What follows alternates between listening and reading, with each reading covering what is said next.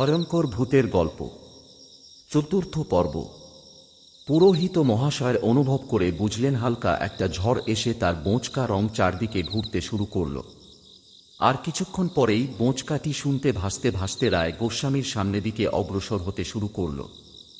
রায় গোস্বামী বাম হাতে ফড়া আর ডান হাতে টর্চের আলোতে পথ দেখাতে দেখাতে আঁচলপুরের দিকে এগিয়ে যেতে থাকলেন। সদর দরজার সামনে এসে রায় গোস্বামী নিজের বউ সুমিকে ডাকলেন। সুমি।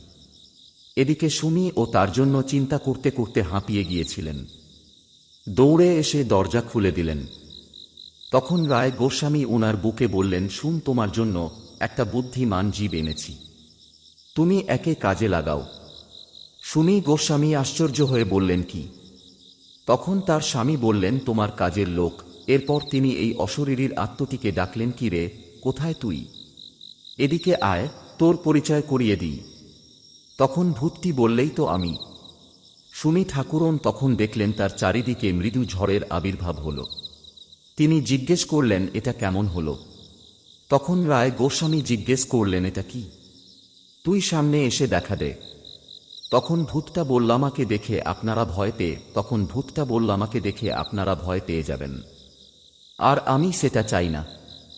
বলুন কি করতে হবে আমাকে, আমি তাড়াতাড়ি করে ফেলব। ভয়ে সুমি ঠাকুরনের শরীর কাঁপতে শুরু করল। তখন রায় গোস্বামী বললেন, এখানে ভয় পাওয়ার কোন কারণ নেই, ও হলো আমাদের আদরের মিষ্টি ভূত। তখন ভূতটা বলল, কি বললেন?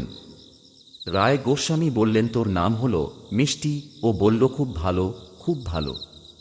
রায় গোস্বামী বললেন, এখন শুন, তোর কাজ হলো শুধু টাকা বয়ে আনা, লাখ লাখ টাকা। টাকা এনে আমাদেরকে বড়লোক করে দেওয়া, আর বাড়ির কাজকর্ম করা। উভয়ে শুনতে পেলেন, কে যেন হ্যাঁ হ্যাঁ করল। গোস্বামী দম্পতি আনন্দিত হলেন, উভয়ে হাসতে শুরু করলেন।